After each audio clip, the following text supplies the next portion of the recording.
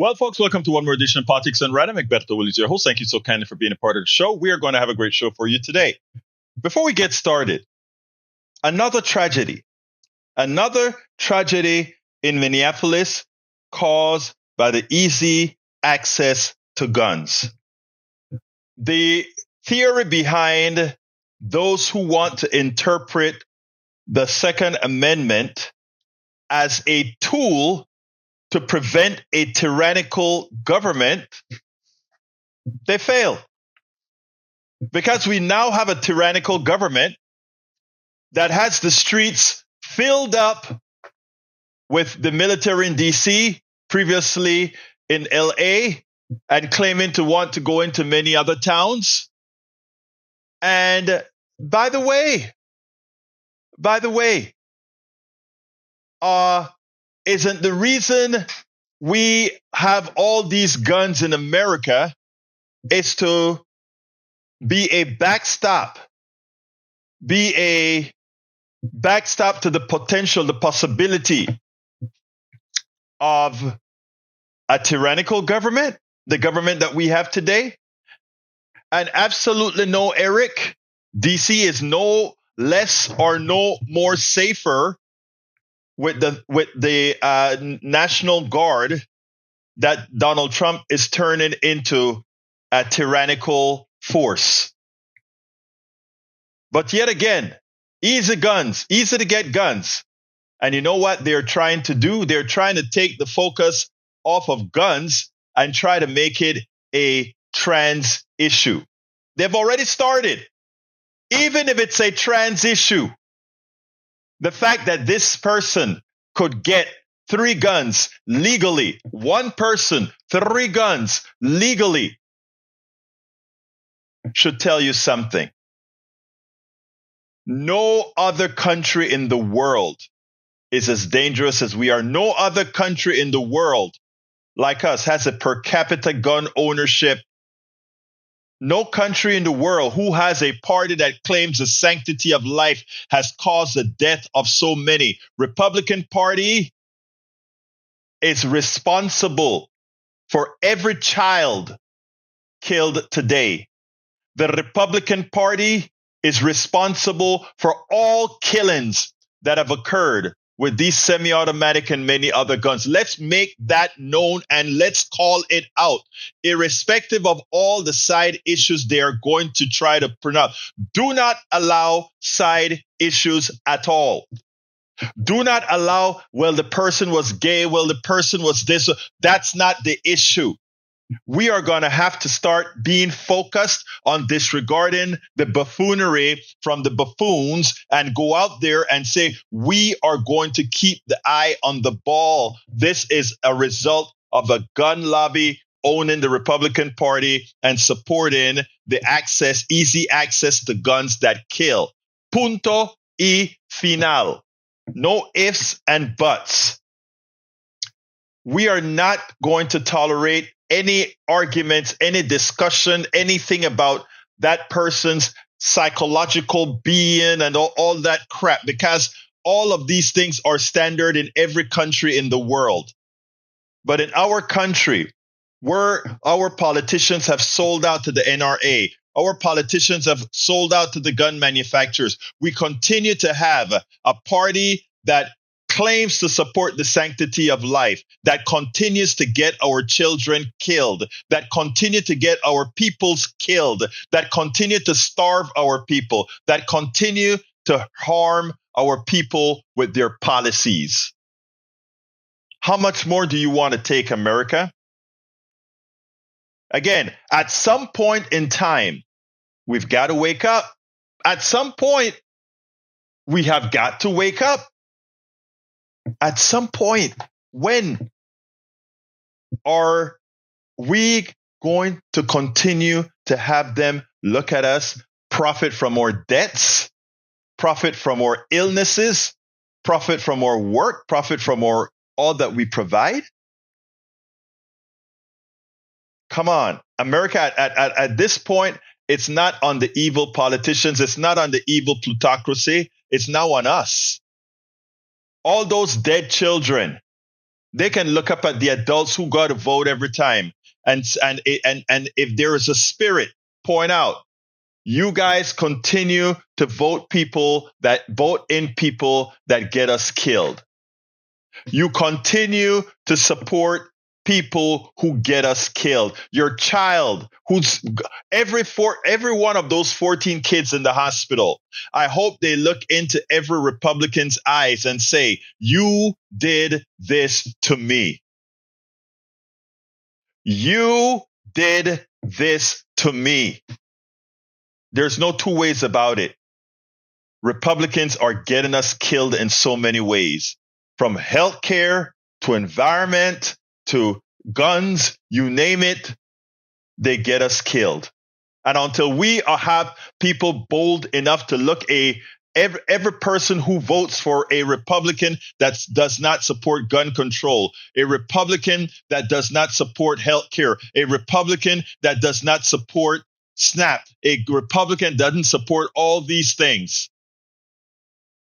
If we are too scared, too timid to look at every Republican in the eye and said, you did this, because you did. Your vote did this. Your vote threw these military folks in the streets. Your vote threw ICE in the streets, kidnapping people. Your votes build those concentration camps. Your vote did this.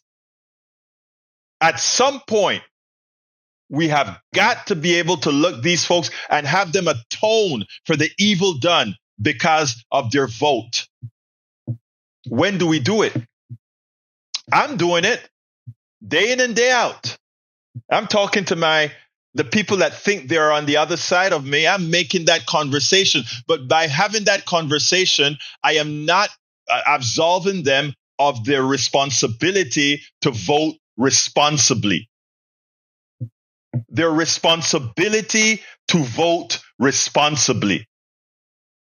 And to take the results of their vote. It is important that we do it. So I tell you folks, we have to stop. We have got to stop the Valley. So anyhow, let's go ahead and welcome folks. I just needed to get that one off my chest.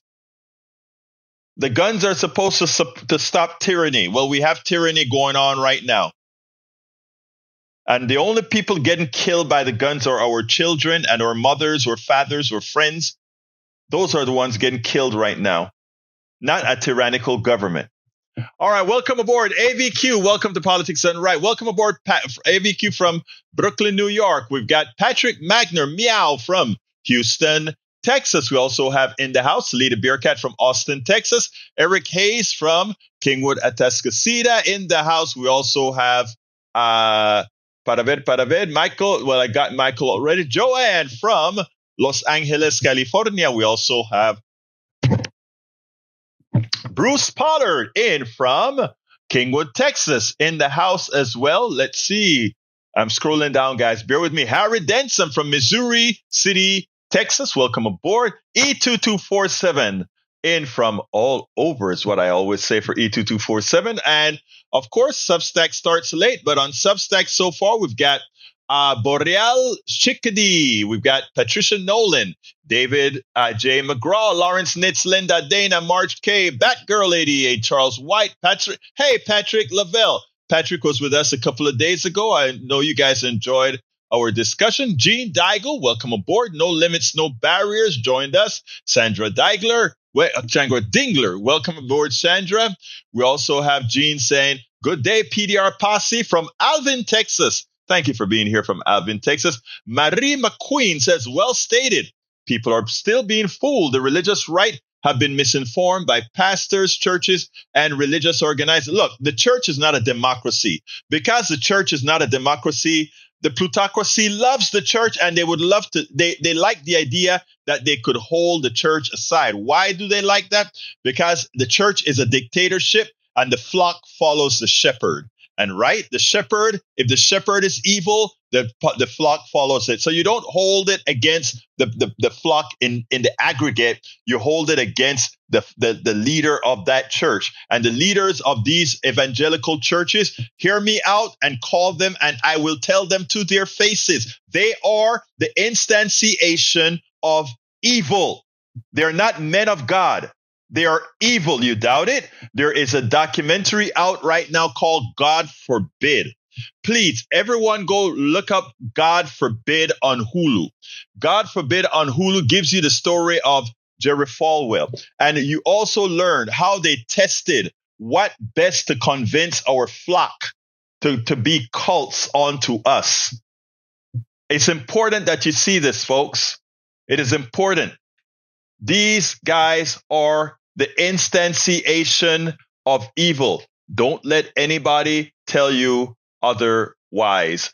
All right, JRC, welcome aboard. No limits, no barriers is Lisa Sunny from California. Thank you, Lisa from California.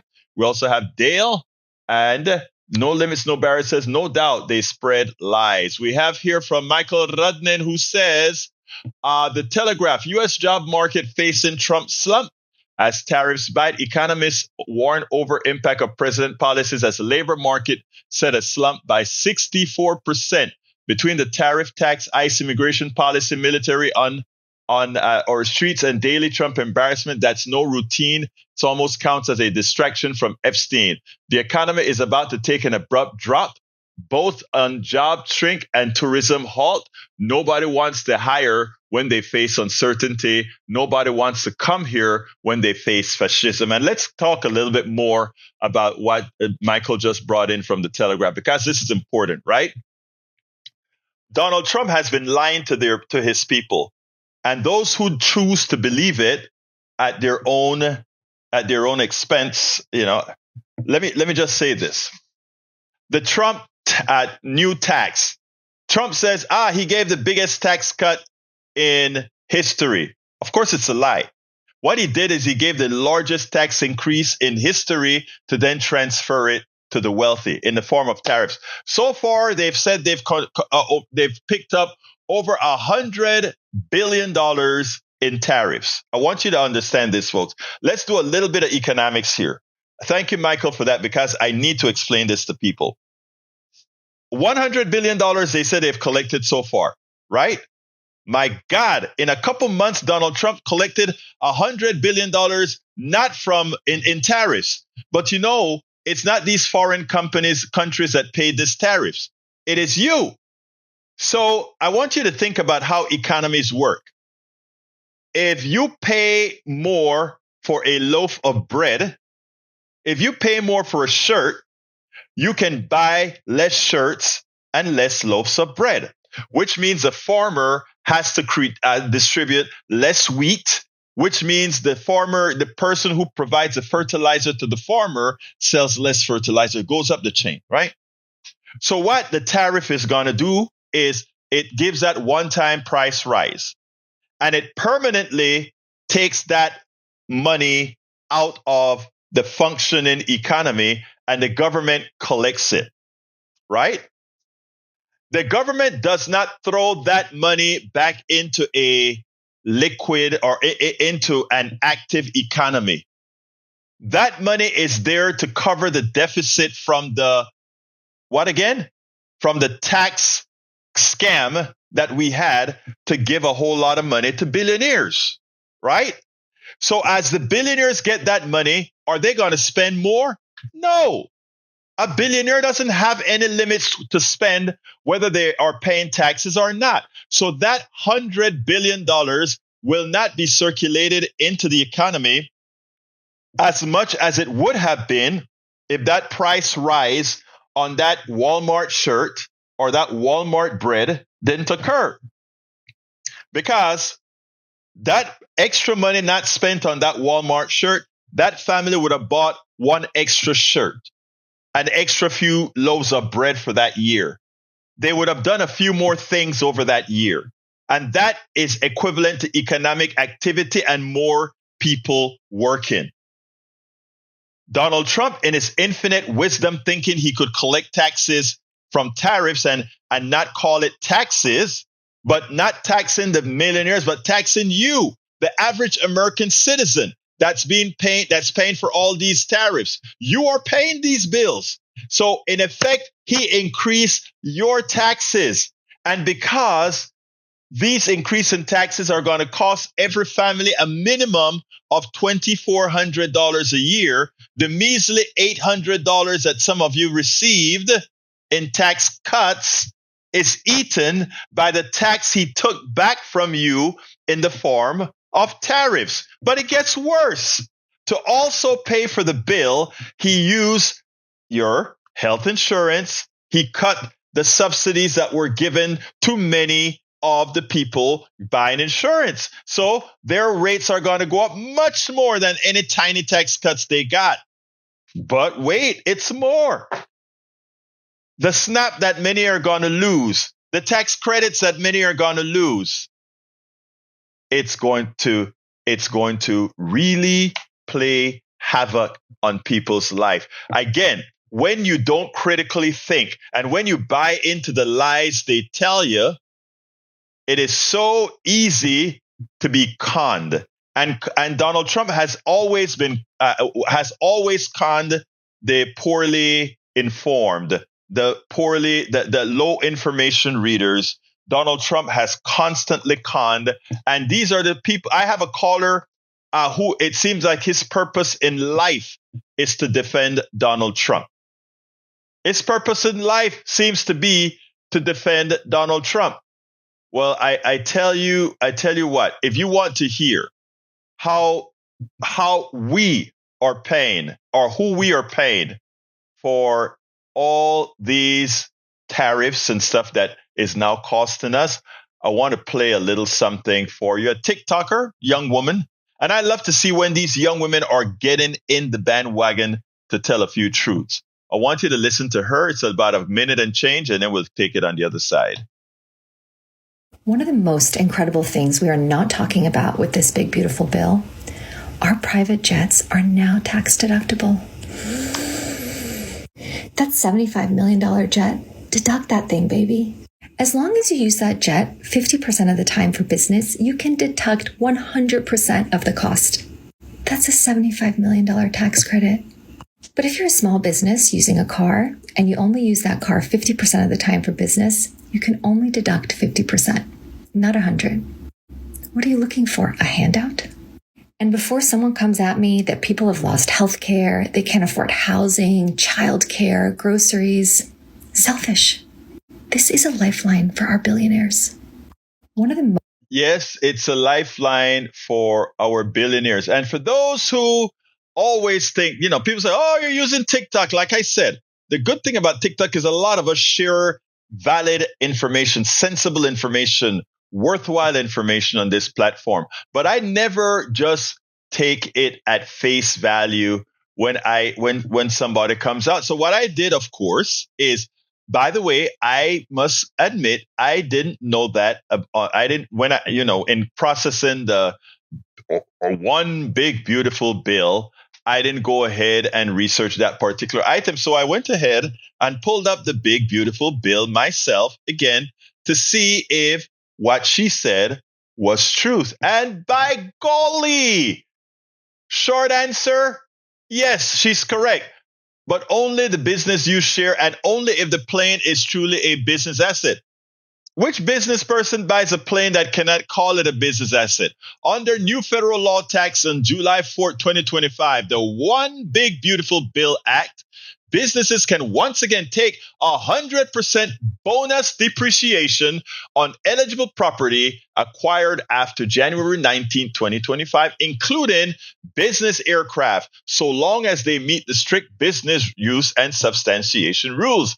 Here is the core of it. The act restores 100% bonus depreciation under IRC 168K. Qualified property aircraft used in trade or business generally qualify. In practice, that means company that buys a $30 million jet and uses it 70% for bona fide businesses roughly gets $21 million in 1 year. The remaining 30% personal portion isn't deductible. If the jet is 100% business, the entire cost can be deducted immediately. But guess what, guys? I can turn every trip into a business, right? I can turn every trip into a business. I fly to Austin, go to the capital, discuss something with my chairperson or whatever. Then I can have a party in Austin, Texas. It's a business trip. Why? Because I flew there for business. That I had fun as well doesn't really matter. But again, you don't get these benefits from being poor, middle class, or working class. So all of you are going to lose your SNAP, those who are on SNAP. All of you are going to lose your healthcare subsidies, those who are on healthcare subsidies. All of you that are going to have your prices increased in your healthcare again. And all of you are going to pay those tariffs at Walmart, at HEB, at Target, at Costco, at Sam's, everywhere, in order for that guy who owns that jet to be able to write it all off. Guys, why do we continuously do this to ourselves? Well, yesterday I went to I actually streamed it on Substack. The quality of the sound wasn't very good, but I streamed it on Substack, right? And what I streamed pretty much said, there's one young man, actually he's a veteran, and it's not very clear, but I want to play that because a lot of people are starting to feel despair. Something that I don't want them to feel. Welcome aboard, Cynthia Verdell. Welcome aboard, Stephanie Gibbs Dunlap. Welcome aboard, Old Guy Piss, and all the others that joined us. Let me see if there's others that I need to welcome on the main chat. Maywood from Long Beach, California. Mike Cisak from Missouri. Welcome aboard. Let's see who else we got here.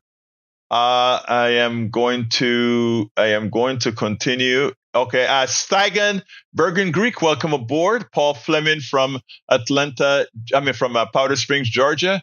Welcome to the program. Lee Grant from Montgomery County, welcome to the program. There's this guy, we were talking to the judges last night. I went and I taped it. It's on my, I have to clean it up some. But the quality of the sound wasn't good. But the idea is the judges are starting to speak up.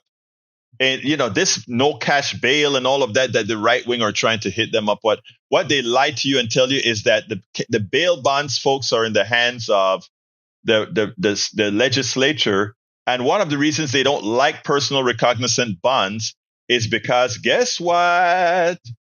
The bonds people don't make a cut of personal recognizance bonds. So they make it like you're throwing this away. And then the other thing that they do is they don't want bonds to be placed very high because again, then the bearer bonds, it's a whole story. And I'm going to start covering that the right wing is really lying to the American people about the judges. And we're going to fight back for our judges. We're going to make sure that we get sensible judges back in. But this guy was distraught. And I want you to listen to what he had to say. I've got a comment that ends up in the question. And this is a 50,000 foot comment. The question is probably beyond what you all do in the judiciary, which I very much appreciate. I'm a veteran in high school. Two of my brothers went to Vietnam. One came. When I graduated, at 18, I had to do something to keep myself out of Vietnam. So I joined the Navy. I ended up on a nuclear submarine in the North Pacific. I've seen Russia through periscope nuclear submarine. I've been on a nuclear submarine that was chased by Russian submarines. And now I see our commander-in-chief ordering our troops to roll out the red carpet for KGB agents, waving at him, slapping, and kissing his ass. I wake up at 3 o'clock in the morning. What can you or anybody else at this table tell me to give me some hope? Be able to get back to sleep 3 o'clock in the morning. If I don't know where this will go, and it's Let me explain what he said, because it wasn't the audio was horrendous. But here's what he said. He said, I have two brothers that went to Vietnam. One of them came back. In other words, the other one was killed. The other thing he wanted to point out was that when he got out of high school, he wanted to do something. So he joined the Navy. He was on a nuclear sub, and he pointed out, we did all kind of stuff. I went on to the periscope and look at these different, I could see Russia. I was chased. Our submarine was chased, et cetera, et cetera, et cetera. And he said, the thing that irks me the most is I wake up with the military in my backyard. I wake up and have to watch the military roll out the red carpet for a former KGB agent that we were fighting against. That is Vladimir Putin. I can't sleep at night. I can't sleep at night with what is happening in this country. Where are we going from here? Where are we going from here? And then he says, I need you guys. He's asking these judges, the two women out there, where do we go from here? And I mean, I felt his despair. Where do we go from here is what he said. And that stuff just kind of, I said, all I could say while he was talking is, I hope the audio comes out good, because America really needs to hear this. America needs to hear what he's going through. And Cynthia Verdell, who is also herself a veteran in our chat. Thank you for your service, sis. Understands that these people have fought for us, and to have a charlatan, to have a thug, to have an unpatriotic traitor as the president of the United States. It's a sad day for every person who served and those who haven't, but love the country. It is a shame. It is a shame. It is a shame. Before I go to the next video, let me see. Michael says, Egberto, 2,400 is an underestimate. Centers for American Progress, as currently formulated, the typical American household can now expect to pay an average of $4,600 annually because of Trump's tariffs. Using a different methodology, analysis by the Budget Lab at Yale estimated the annualized cost of Trump's new tariff scheme is about typically $4,700 per American family. What a shame. I guess I stand corrected. Egberto, I got mied up. It was your Ukrainian guess, not your Palestinian guess. It was 24 August. Okay, I got you, E2247. I got you. And no problem, sir. Unfortunately, I didn't read the initial message. Stagan Bergen Creek says we must confiscate all guns, and if we won't give them up, we will round you up, take your guns, and put. I'm not going to go as far as to say that I want responsible gun owners to be able to have their guns. I don't have a problem with that. But I want, again, responsible gun owners. There are certain people that shouldn't have guns, and certain guns shouldn't be sold at all. Certain guns should not be sold. I don't think anybody would accept somebody having having a bazooka. So why AR-15? Cynthia says, you are welcome, and to see our military picking up garbage in D.C. is very hurtful. Exactly. Now let's go ahead and go to our next video, and then we'll take it on the other side. Let me go ahead and cue that up right this minute. I think I got it queued up. Here we go. Oops, para ver, está aquí listo. Ahí no moto. There we go. This morning on my KPFT 90.1 FM radio show, I referenced an article written by David Brooks in which he has finally dislodged himself from the conservative, not the conservative movement, but pretty much the MAGA conservative movement. And what he did, I think, was completely disingenuous, in that what he said is the reason the conservative movement have pretty much gone MAGA and gone crazy is because of the overbearingness of progressives.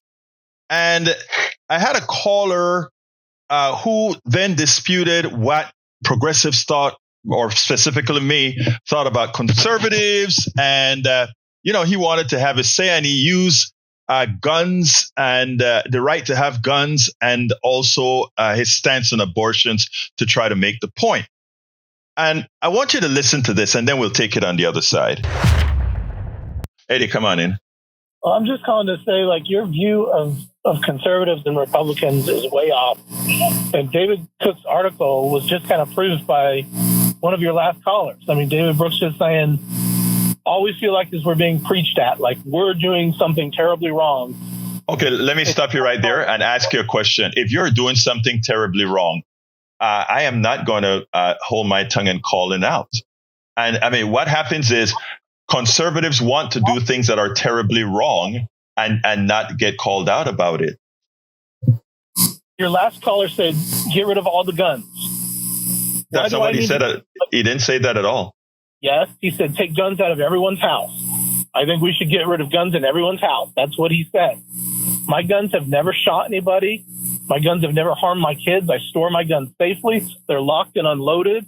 I'm a responsible gun owner. Why come for my guns?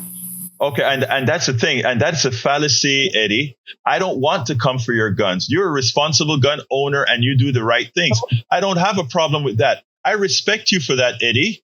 Let me tell you what I have a problem for. I have a problem that if I decide to make a law that says people need to be as responsible as Eddie is, that the gun lobby comes out and tell me I can't do it. That's the issue. And that's a nuance that too many don't see.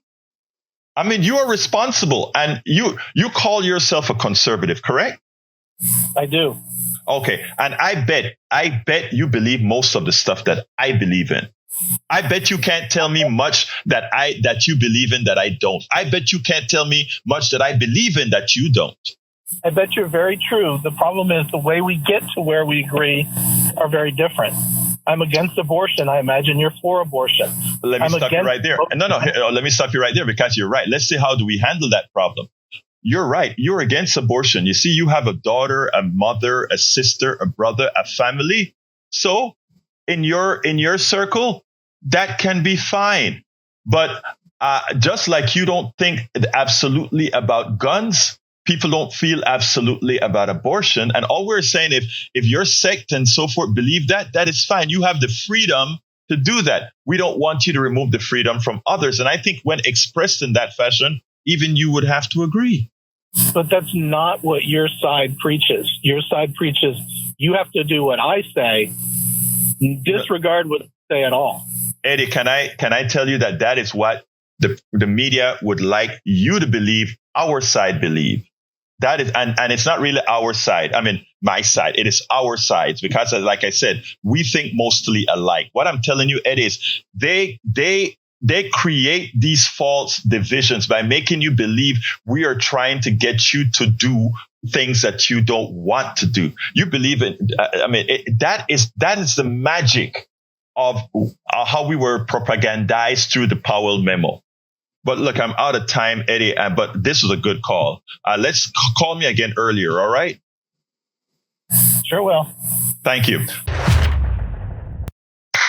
Now, what I wanted to point out, and I think we did it successfully, both of us did it successfully, first of all, was to pretty much point out that with normal people, whether they consider themselves conservative or progressives, they really want the same thing. But his angst with me was pretty much mimicking the fallacies within the David Brooks article that says our overbearingness, meaning progressive overbearingness, is responsible for the change in the conservative movement, which isn't the case.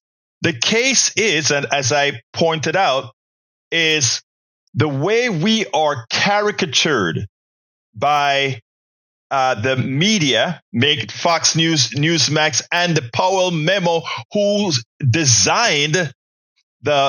pretty much designed the attack to give progressive that caricature-like being, is what has all these mainstream conservatives convinced that there's something about progressives that think they're above the fray and they're just annoying, etc.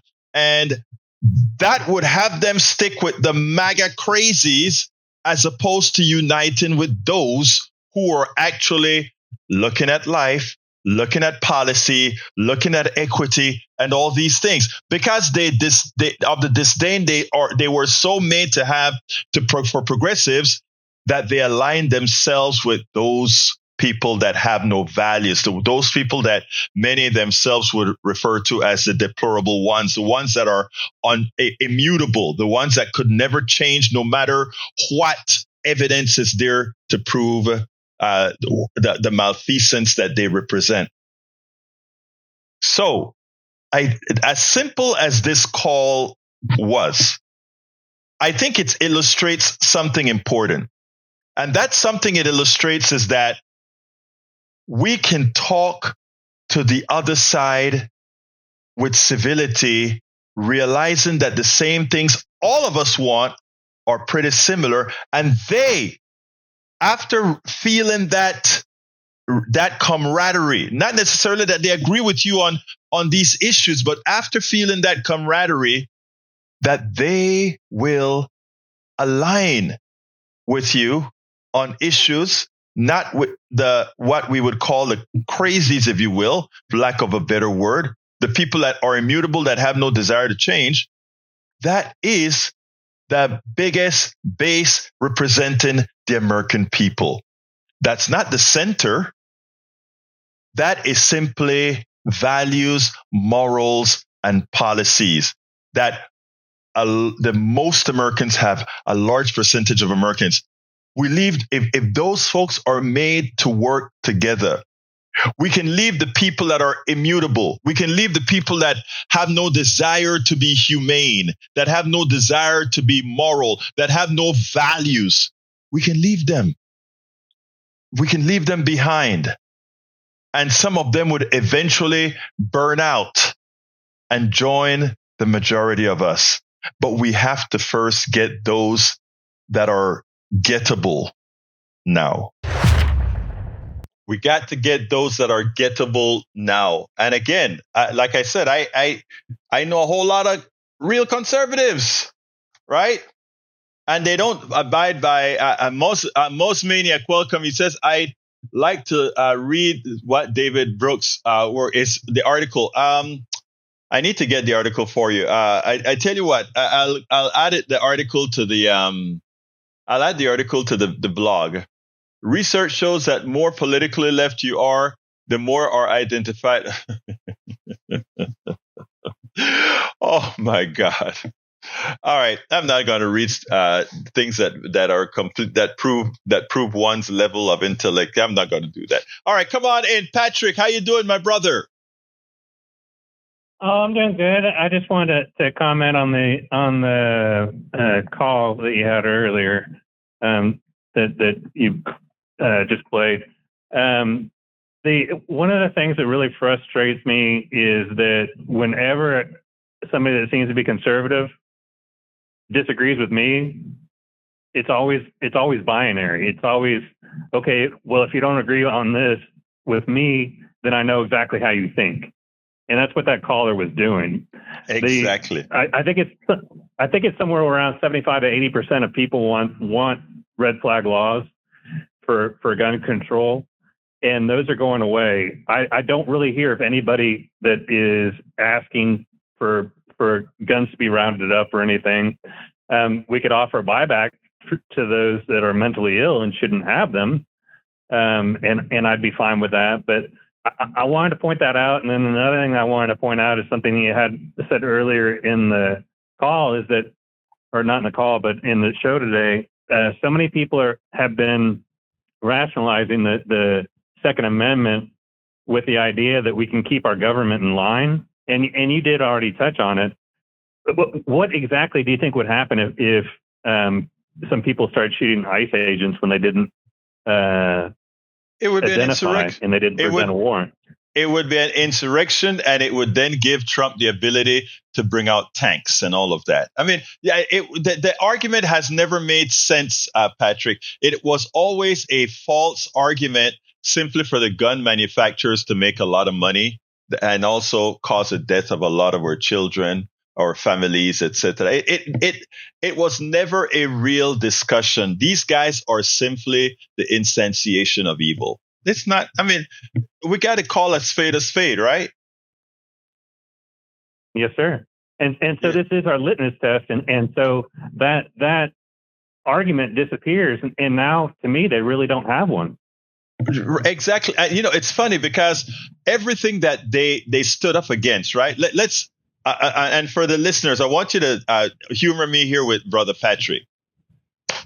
They call Mandami a communist. Of course, he's a democratic socialist. I am a democratic socialist as well. They call him like that is something evil. We believe in free enterprise. We believe in good social safety nets. That's what we believe. We are the true Democrats. We are the ones who really believe in democracy. Where the private sector is unable to fulfill the needs of the people, we the people should step in. There are deserts in these in places in New York. Mandami says, okay, since the private sector will not put good grocery stores in here for people to have healthy meals, we will establish a grocery store. You guys didn't see a reason to do it? We will. It is like what we said we would do in rural areas that don't have internet access. A lot of companies don't see the benefit in running good fiber optics to rural areas. Under President Biden, he allocated money to do it. And of course, it got held up by lawsuits and all these kinds of stuff as well, because they're going into the private sector. Now comes Donald Trump. And Donald Trump says, Intel, we gave you $10 billion out of the CHIPS Act. Now you've got to give us 10% of your company. Oh, by the way, AMD and NVIDIA, if you want to ship your products out, you got to give us 15% of your profits. Who is a socialist? No, Donald Trump is not a socialist. He's a Mao Zedong communist. Think about that, folks. Everything these people have riled against, Donald Trump comes in and does it on steroids and not a peep. Have you heard any of them call Donald Trump a socialist or a communist? No. But who is the only president that has actively done what he did? When Obama took over pieces of General Motors, it was well understood that this was going to last X amount of years till General Motors paid back with stocks or however. It was understood. But Donald Trump just come and say, I own 10% of Intel. Wow. And all these people that want to call Mandami a socialist, they're quiet. They cannot say, listen, it is just amazing. It's not only hypocrisy, but the willful ignorance of these people. Continue, my brother. I think I'm going to have to double check, but I think that Stalin did the same thing, where he was essentially taking money from corporate profits to pay for a war machine. But I want you to work on something for me first off, or this will be one of the last things I say. But when the caller said that you believe in abortion, that's kind of something to fall into. I think I know you well enough that you believe that the choice needs to be out there, but it's not so much that you are excited about people getting abortions. Actually, that one slipped by me.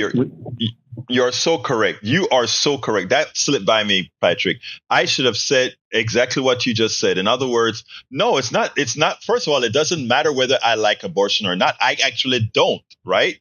I don't believe a woman should be, should use abortion as birth control and all of that. But who am I? I don't have the right to tell a woman what to do with her body. I don't have that right. So go ahead. I was going to say 10 years. Well, I guess it's been more like 12 years ago. 12 years ago, my ex stepped out and got pregnant, and an abortion could have saved our marriage. And we both defended the choice, the paradigm of having the choice, but we chose for the both of us not to end that pregnancy. There you go. That's just how we feel. And that was your choice, right? Y'all had the choice made. You didn't have a government making the choice for you. What we have is a government that wants to make that choice for you. And that's the thing. Thank you very much, Patrick. You always have insightful commentary to add to the program. Anybody else want to? Thank you, brother. Thank you. Anybody else want to call? The number is 281-823-7747. I think did I play my? Oh, I have one more video to play for you.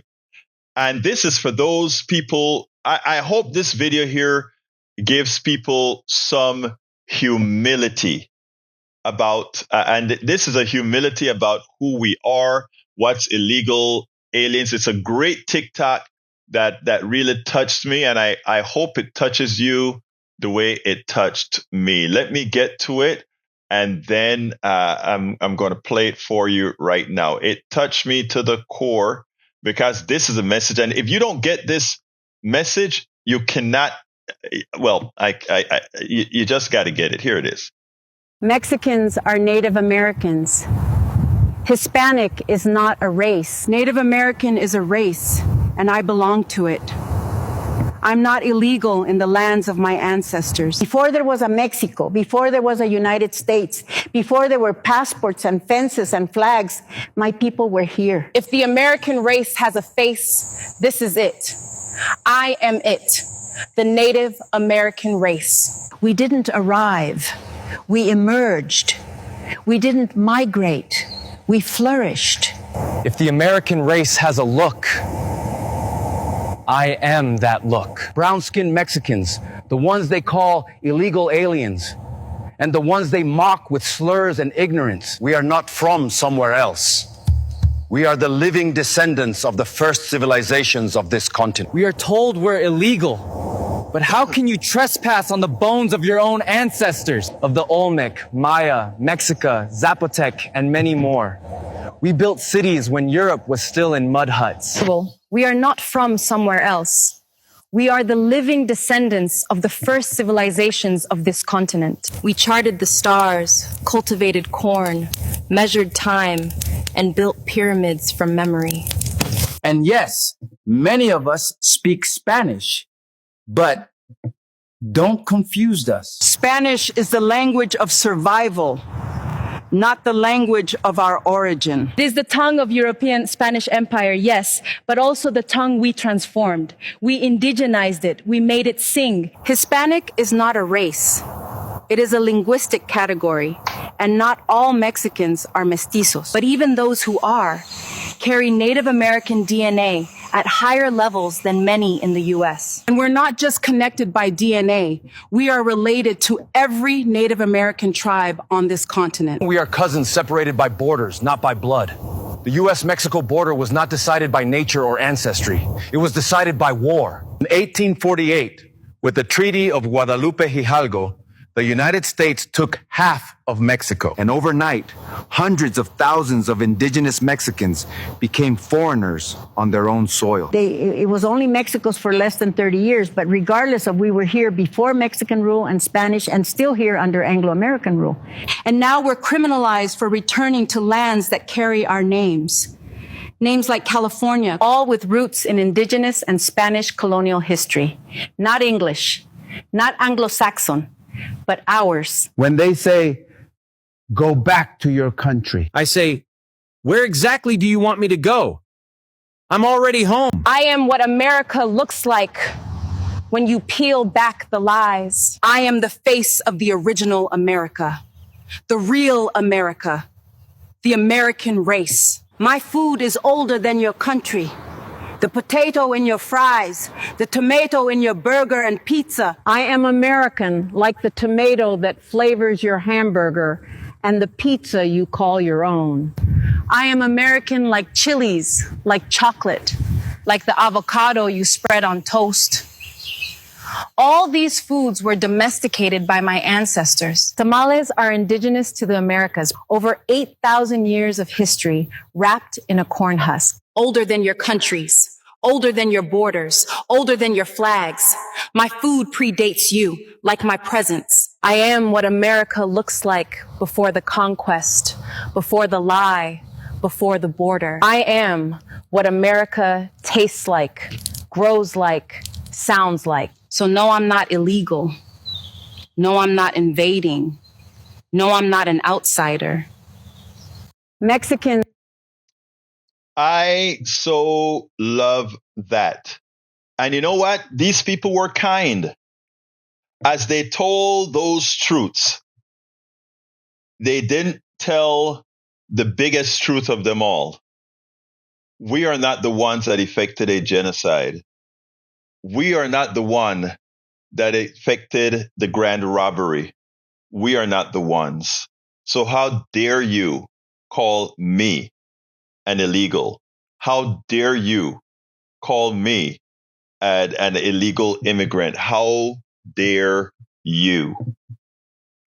And I think if this doesn't, if this doesn't give you some humility, if this doesn't give you a pause on what you've been thinking for decades, on the lies that you grew up on. There are so many lies we grew up on for our existence, right? So many lies that we've gotten via capitalism, so many lies that we're given through who are the original inventors of so much.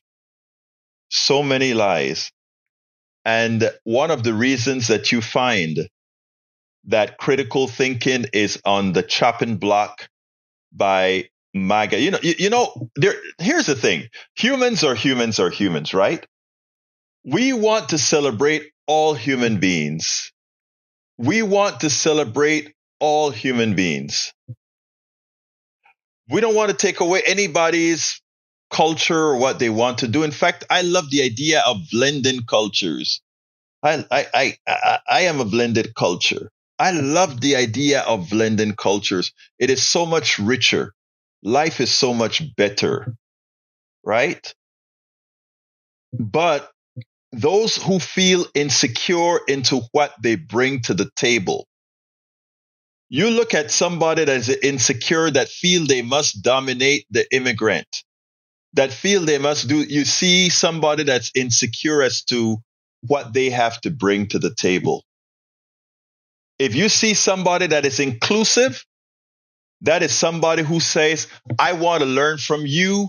I want you to learn from me. I have a lot to offer. You have a lot to offer. Those who are always talking about their greatness, unwarranted most of the times, what you're looking at is somebody who has little to offer or of the belief themselves that they have absolutely little to offer. That's their insecurities. That's why they go after DEI. That's why they go after all these different issues. They're scared. They have nothing to offer. Remember that. You're in command. Anyway, folks, I want to thank all of you guys that are, Frank says inclusive. The Democrats stated that their website that they didn't serve. The Democrats never said that, Frank. Why would you put a lie out like that? Why do you believe liars? And why do you let the liars use your mind like that, Frank? Why do you allow them to have you look small? Why do you do that? Why do you do that? Amazing. Anyway, my brothers and my sisters, I want to thank you guys for listening to the program. I'd like to ask all of you who have the wherewithal to please become paid subscribers. We are in dire need of paid subscribers. Let me go ahead and put the link that you can get with us. Here we go. politicsdoneright.com/newsletter, politicsdoneright.com/newsletter. Please subscribe if you can. And a paid subscription is pretty pretty inexpensive, and you accomplish a lot because you're not just supporting this program. You're supporting this program when we do it on KPFT 90.1 FM all over. You're supporting this program when we're doing it on TikTok, Instagram, Telegram, when we're posting all over, when we're writing articles all over. You're supporting a complete turnkey operation to get the progressive message out. So I ask you kindly to please support us however you can. Anyway, I'm going to get out of here. My name is Egberto. First of all, I love you all of you, no matter what. Love you all. My name is Egberto Willies. This is Politics Done Right. And you guys know how I end this baby. I am what? Out! All of our country's problems, from polarization to ignorance on domestic and international issues to a complete misunderstanding of our economic and healthcare systems, are a direct result of a derelict mainstream media that too often bend over backwards to support corporate or bought politicians' wants as opposed to the people's needs for real information to make their lives better. Independent media is the only solution to inform truthfully and factually. Why? Because our loyalties are to you, the ones who fund us with small dollar contributions and subscriptions. Please consider supporting our independent media platforms by subscribing to our Egberto Off the Record newsletter at politicsdoneright.com/newsletter. Again, that is politicsdoneright.com/newsletter. It's an investment that pays incalculable dividends.